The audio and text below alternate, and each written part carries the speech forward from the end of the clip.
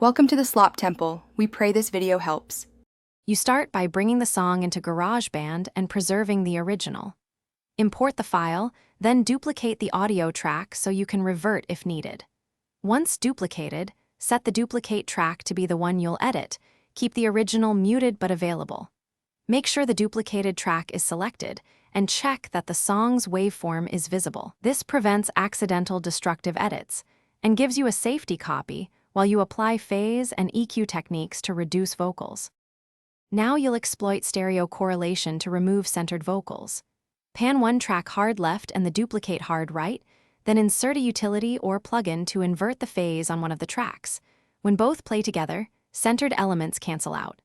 Next, add channel EQ and use gentle subtractive cuts between about 800 Hz and 5 kHz to further reduce vocal presence without wrecking the mix.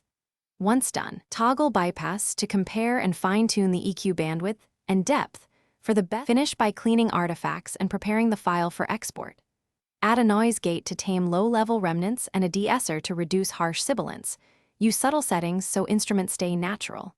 Then check the result in mono. If key instruments vanish, undo or reduce phase inversion and tweak EQ narrowness.